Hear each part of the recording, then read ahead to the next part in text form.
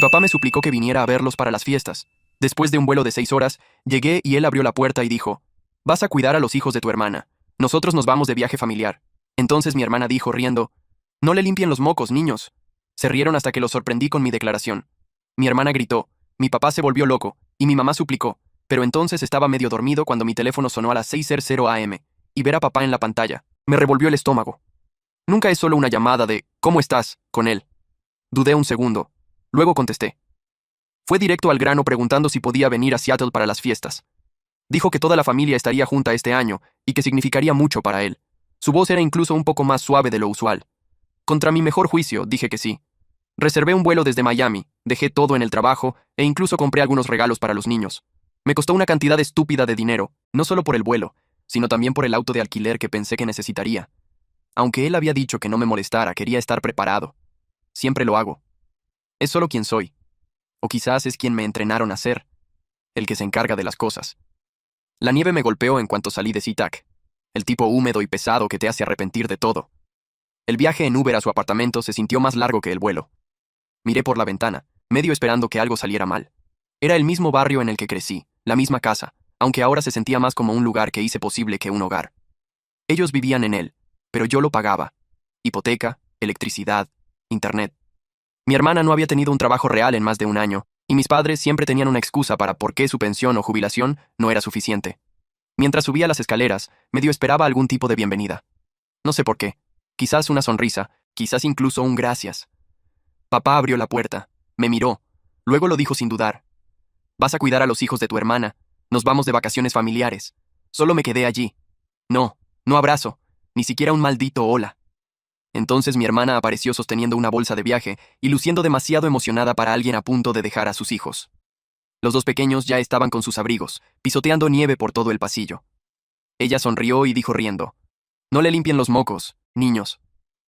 Todos empezaron a reír. Mi mamá se unió desde la cocina como si fuera un momento de comedia. Pensaron que era hilarante. Y fue entonces cuando lo dije. No alcé la voz. No tenía que hacerlo. Solo lo expuse. Cada cosa que había hecho por ellos. Cada factura que había pagado. Cada vez que cubrí la deuda de la tarjeta de crédito de mi hermana. Cada mentira que le dije a mi propio arrendador solo para conseguirles dinero para comida. Luego les dije algo que no habían visto venir. La única cosa que había estado guardando durante meses. El detalle que volcó su pequeño plan patas arriba. Fue entonces cuando mi hermana empezó a gritar. Mi papá perdió los estribos tan rápido que derribó el perchero. Mi mamá empezó a suplicar, manos en el aire, como si pudiera deshacer los últimos 5 años en un instante. Pero yo había terminado. Me arrastraron a través del país, pensando que sería su niñera gratis mientras ellos se iban de vacaciones. Lo que no se dieron cuenta era que Seattle era exactamente donde necesitaba estar para arruinar sus planes. Y eso era solo el comienzo. Lo de gente como mi familia es que siempre asumen que cederás eventualmente. Mi hermana ya podía saborear la vista de la montaña desde su habitación en el resort. Mi madre probablemente había empacado 10 bufandas y ninguna ropa interior. Y mi papá solo quería desaparecer por una semana y fingir que sus fracasos eran culpa de alguien más. Así que cuando les dije que no me quedaba a cuidar a los niños, no creo que lo registraran de inmediato. Era como un error en sus cabezas. Solo se quedaron allí parpadeando, esperando que dijera que estaba bromeando. No lo estaba. No vine a cuidar niños. Vine a ver cómo todo se desmoronaba. Les dije que su reserva en el resort se había ido. Cancelada hace 3 días. Reembolsada completamente en la tarjeta de crédito que, sorpresa, había pagado por él unos meses atrás. No se había dado cuenta porque dejó de abrir sus propios estados de cuenta hace años. Al principio, mi hermana rió como si pensara que estaba fanfarroneando. Luego abrió la app del resort. Se puso pálida. Su mano empezó a temblar. Mi mamá miró por encima de su hombro, parpadeó unas veces. Luego empezó a hacer preguntas que nadie podía responder. Luego vino la parte de la aerolínea. Les dije que los vuelos habían sido redirigidos, sin reembolsos. Eso habría sido demasiado fácil. Hice transferir el crédito a mi propio nombre bajo una cuenta que abrí meses atrás planeando esto. Mi padre gritó algo sobre fraude. Le recordé que no era fraude si la tarjeta estaba a mi nombre. Todas esas mejoras y facturas. No había pagado nada en un año. Toda la casa, sus comestibles, el pago del auto de mi hermana, todo pasaba por mí. Él solo firmaba su nombre y se llevaba el crédito. Pero el punto culminante fue lo que puse sobre la mesa a continuación. No era un sobre elegante ni nada, solo una carta doblada del banco. Un recordatorio cortés de que los pagos automáticos de la hipoteca habían sido detenidos. Sin amenazas, sin ultimátums, solo un tono de «hablemos pronto». Hace 3 semanas dejé de pagar la casa. Quería ver cuánto tiempo les tomaría darse cuenta. Spoiler, no lo hicieron. Ahora, Mi hermana caminaba en círculos tratando de llamar al resort, probablemente esperando que alguien revirtiera la cancelación. Mi mamá me preguntó cómo podía ser tan cruel después de todo lo que habían hecho por mí. Esa fue la parte que me hizo reír. Realmente pensaban que habían hecho algo por mí. Entonces sonó el timbre. Todos se detuvieron. No esperaban a nadie. Yo sí, lo había planeado al minuto. Les dije que se relajaran. No era el banco, no aún.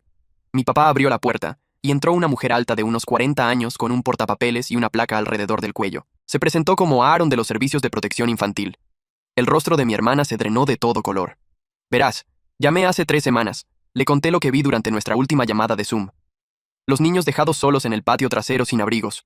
Uno de ellos llorando mientras mi hermana fumaba en el porche y navegaba en su teléfono. Tenía capturas de pantalla, fechas, horas. CPS había abierto un archivo silencioso. Nada serio al principio, pero estaban obligados a seguirlo, y ahora estaban aquí para una visita domiciliaria. Le di a Aaron una sonrisa cortés y le dije que era el tío en la ciudad para las fiestas. Pensé que le gustaría ver la cocina, el refrigerador, la guardería.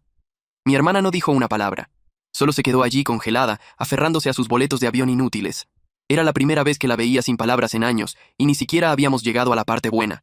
La mujer de CPS entró con calma y autoridad, y me aseguré de no decir demasiado. No necesitaba hacerlo. La casa hablaba por sí sola. El fregadero de la cocina estaba lleno de platos. Había botellas de vino vacías en la encimera.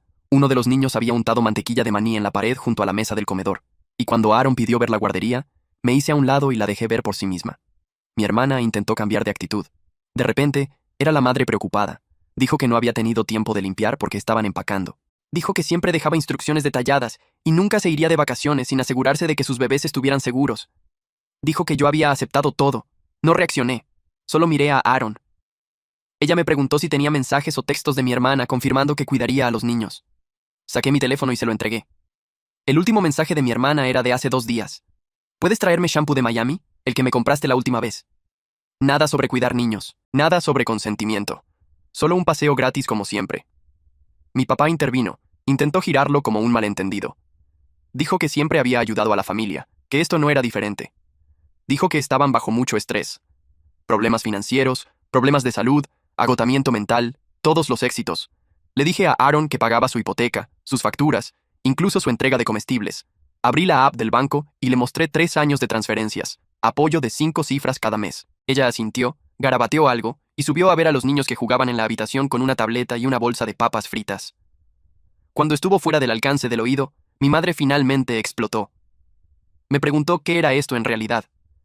¿Estaba tratando de destruir la familia por algunos sentimientos heridos? Si me sentía subvalorado. La miré a los ojos y le pregunté si alguna vez se le ocurrió que quizás no tuviera problema en ayudar, pero tenía problema en ser usado. Que quizás no se trataba del dinero. Quizás era que en el segundo en que crucé esa puerta, dejaron claro que era solo una herramienta. Que no me trajeron a través del país para verme. Me trajeron aquí para desaparecer mientras jugaban a la familia en otro lugar. Todos se quedaron en silencio. Les dije que esto no era venganza por un fin de semana. Era por años de ser la escalera de incendios de sus vidas. Años de llamadas cortadas, cumpleaños ignorados y desapariciones solo para aparecer cuando necesitaban un cheque o un favor. Les dije que ya había contactado a la compañía de hipotecas.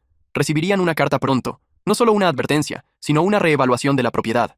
Sacaría mi nombre de la cuenta. Si querían mantener la casa tendrían que calificar por su cuenta. Spoiler, no lo harían. Les dije que el auto que confirmé para mi hermana sería embargado a fin de mes. Ya había perdido 2 pagos, solo no lo reporté hasta esta mañana. Les dije que los servicios públicos se cortarían en una semana si no actualizaban la información de facturación. Se quedaron allí como marionetas. Y entonces les dije algo que no había planeado decir, que esta no era la única casa que estaba apoyando, que la verdadera razón por la que vine a Seattle era para comprar una casa, no la de ellos, la mía, un condo en el centro, completamente pagado. No se los había dicho porque sabía lo que harían. Convertirlo en una nueva rama de la operación de sanguijuelas, pero era mío y me mudé esa noche. Entonces Aaron bajó y les dio una lista de verificación de lo que necesitaba arreglarse. Dijo que esta visita era una advertencia, pero volvería, y si las cosas no cambiaban, tendrían que lidiar con más que vacaciones canceladas. Se fue. Tomé mi maleta, finalmente la saqué de la puerta. No me detuvieron. Ninguno de ellos me pidió que me quedara. Entendido. Tienes razón. Vamos a arreglar esto. Después de que todo explotó, después de que CPS saliera por la puerta principal y los dejara parados en los escombros de su propio desastre, pensé que dormiría allí 2 noches como máximo.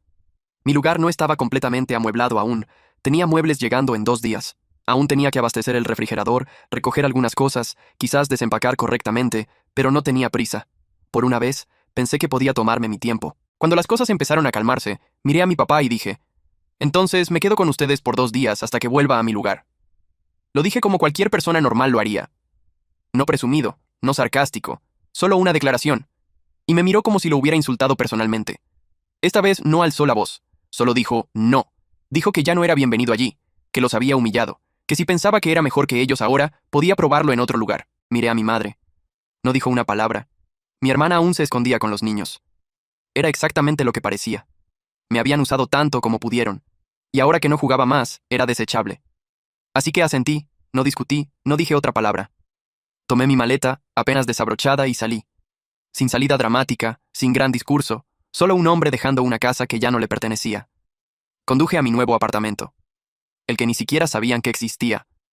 Un condo de un dormitorio, en el centro, piso 10, limpio, minimalista, completamente pagado. Lo había planeado durante más de un año. En silencio, mientras aún transfería dinero y fingía que no me importaba, el lugar aún olía a pintura fresca, los pisos estaban fríos, el refrigerador vacío y no había sábanas en la cama, pero era mío. Nadie tenía las llaves excepto yo. Puse mi maleta en el armario y me quedé allí un momento, oyendo nada. Sin TV a todo volumen, sin niños gritando, sin nadie pidiendo un viaje o un favor o un préstamo. Por primera vez en años, no era responsable de nadie más que de mí mismo. A la mañana siguiente, preparé café y me senté junto a la ventana viendo el tráfico abajo. No esperaba que nadie se comunicara. Pensé que se duplicarían. Pasarían la semana diciéndose unos a otros que había perdido la cabeza, que era egoísta. Pero alrededor de las 11:00 am, mi teléfono vibró. Un texto de mi hermana. Preguntó si podía venir sola. Dijo que quería hablar. Dijo que no venía a pelear. Dijo que quería disculparse. Y por alguna razón, dije que sí. Unos minutos después, texteó de nuevo. No estoy tratando de pelear. Solo quiero decir lo que debí haber dicho hace mucho tiempo. Por favor. 5 minutos. Esperé. La dejé sentarse con eso. Luego envié la dirección. Alrededor de 1 hora después, la vi por la ventana, parada fuera del edificio con una sudadera gris, brazos cruzados, claramente insegura de si tocar o irse. Se veía diferente, más pequeña de alguna manera. Sin maquillaje, sin teléfono en la mano, sin niños trepando sobre ella, solo ella, la versión de ella que recordaba antes de que todo se convirtiera en un desastre de derecho y excusas. La dejé entrar. Mientras entraba al apartamento, se detuvo un segundo como si hubiera entrado en la vida de alguien más. Miró alrededor. Paredes desnudas, sofá nuevo, aún algunas cajas apiladas, ordenadamente en una esquina. Esto es realmente bonito, dijo como si estuviera sorprendida de que hubiera construido algo limpio y tranquilo para mí mismo. No respondí. Fui a la cocina, serví 2 cafés y le di uno. Lo tomó y se sentó como si esperara que le dijeran qué hacer. Eso era una novedad. No perdió tiempo, sin acumulación dramática. Empezó con la disculpa. Dijo que lo sentía por todo, por la forma en que planearon dejarme a los niños, por actuar como si no estuviera haciendo suficiente ya, por cada vez que me texteaba pidiendo dinero como si nada. Incluso se disculpó por la forma en que rió cuando entré por la puerta. Ese momento aparentemente se le quedó grabado. Admitió que se acostumbraron a que yo arreglara las cosas, que nuestros padres lo esperaban, que ella lo esperaba. Dijo que se sentía normal hasta que dejé de jugar, y entonces las cosas se pusieron feas. Solo escuché. Cuando terminó, le dije que lo apreciaba, que necesitaba oír eso. Pero también le dije que no podía fingir que no había pasado, que disculparse no arreglaría nada a menos que realmente cambiara. Asintió, dijo que entendía. Dijo que no volvía a la casa esa noche. Ella y los niños se quedaban en un hotel por ahora. Dijo que estaba pensando en conseguir su propio lugar. Sonaba seria. Le dije que debería. Antes de irse me agradeció. Sin abrazos, sin cercanía falsa. Solo salió, más tranquila de lo que la había visto nunca. Me quedé junto a la ventana y la vi irse. Y por un segundo pensé que quizás algo había cambiado. Pero alrededor de las 7:30 esa noche, mi teléfono vibró. Número desconocido. Lo dejé sonar. Luego apareció el buzón de voz. Era mi papá. Su voz era profunda, fría. Si piensas que esto terminó, eres más tonto de lo que pensaba. ¿Quieres avergonzar a esta familia? Verás cómo se siente eso. Me quedé allí y lo escuché 2 veces. No iba a dejarlo ir. La culpa, el dinero, el trabajo gratis, no era suficiente que me hubiera ido. Ahora quería recuperar algo, hacerme pagar por salirme de la línea. Y fue entonces cuando me di cuenta de que tramaban algo. Y no era solo venganza mezquina. Querían llevarme con ellos. El buzón de voz confirmó lo que ya sabía. Mi padre no iba a aceptar la pérdida en silencio. Mi madre seguiría su liderazgo. Ese siempre ha sido su rol. Suavizar el golpe después de que él lo entregara. Hacer que parezca que aún hay algo de calidez en una casa que corre con control. No respondí. No llamé de vuelta. Solo abrí el sobre que había estado guardando para el momento adecuado. Dentro había copias de documentos, cada transferencia bancaria, cada pago de servicios, cada pago de tarjeta de crédito que había hecho en su nombre, cada uno grapado con fechas y números de cuenta. Los imprimí hace semanas y los guardé en una carpeta etiquetada Reclamar. No por razones legales, no aún, sino porque sabía que gente como ellos solo entiende una cosa. Prueba. A la mañana siguiente, visité al prestamista de la hipoteca. Había dejado de hacer pagos hace semanas, pero ahora lo hice oficial. Firmé un formulario quitando mi nombre de todo asociado con la casa. No quería que la embargaran, quería que la posean. Toda. Los pagos atrasados, el interés creciente, las llamadas, la espera. Salí con una sonrisa que no había usado en años. De vuelta en mi apartamento, di otro paso. El más silencioso, pero el más afilado. Entré a mi cuenta bancaria y revertí 3 transferencias programadas. Una para comestibles, una para su plan de teléfono y una para el seguro del auto de mi hermana. Todas canceladas con 2 clics. Déjenlo sentirlo. Estaba tomando café cuando mi madre texteó un mensaje largo y divagante sobre cómo la familia no debería ser transaccional y cómo cortar a la gente no es amor. No respondí. Luego vino el texto grupal de su papá y mi hermana. Intentaron dar vuelta a la narrativa. Dijeron que los traicioné, que habían sacrificado todo por mí creciendo, que ahora los castigaba por un malentendido, pero no esperaban lo que vino después. La sorpresa final. La razón por la que no tenía intención de volver a poner un pie en su casa. Hace 3 meses, había presentado en silencio un informe a un programa gubernamental de vivienda. Nada dramático, solo una solicitud para revisar cómo se usaba la asistencia financiera en hogares multiadultos con niños dependientes. Incluí copias de las facturas que pagué, prueba de cómo mi dinero se usaba para subsidiar sus vidas mientras los niños eran descuidados, a veces dejados solos, a veces despachados con apenas un adiós. Eso desencadenó una auditoría interna. Y ayer, mientras aún discutían quién debería llamarme primero, recibieron una carta, una revisión formal de su elegibilidad para programas de apoyo infantil, asistencia de vivienda y beneficios por discapacidad. Una carta que empezaba con «Lamentamos informarle» y terminaba con «Sujeto a investigación». Mi hermana me texteó a las 10:23 p.m. con una palabra. ¿Por qué? La ignoré. Porque me trajeron a través del país para cuidar su desastre. Y todo lo que hice fue devolvérselo, pieza por pieza. Para la última semana de diciembre, no había oído de ellos en días. Sin textos, sin llamadas. Mi hermana había dejado de comunicarse. El silencio era una nueva táctica, un retiro temporal mientras averiguaban desde qué ángulo atacarme después. No dejé que me distrajera. Estaba terminando de desempacar cuando un golpe vino a la puerta de mi apartamento. Era inesperado. Silencioso, no golpeando o agresivo, solo deliberado. Lo abrí, medio esperando ver a mi hermana de nuevo. Pero era mi madre. Estaba parada allí con un abrigo pesado, manos en las mangas, ojos rojos como si hubiera estado llorando. Pero no el tipo de llanto que haces cuando estás herido. El tipo que haces cuando te has quedado sin formas de ganar. Preguntó si podía entrar. La dejé. No se sentó, no tocó nada. Solo se paró junto a la ventana mirando la ciudad como si necesitara ver algo estable. Dijo que recibieron la carta, la oficial, que la revisión de beneficios estaba en marcha, que el auto de mi hermana había sido embargado esa mañana, que mi papá había pasado los últimos 2 días llamando a viejos amigos, tratando de encontrar a alguien dispuesto a prestarle dinero. Nadie lo tenía. Dijo que vino sola porque sabía que mi padre solo escalaría las cosas si estuviera allí, que estaba enojado, no porque me diera la espalda, sino porque lo había hecho limpiamente. Sin gritos, sin caos. Solo una salida quieta y completa. Luego preguntó la pregunta que no esperaba. ¿Qué hacemos ahora? No. ¿Cómo pudiste? No. Nos arruinaste. Solo eso. Le dije la verdad. Dije. Empiezan de nuevo. Viven dentro de sus medios. Dejan de tratar a la gente como redes de seguridad.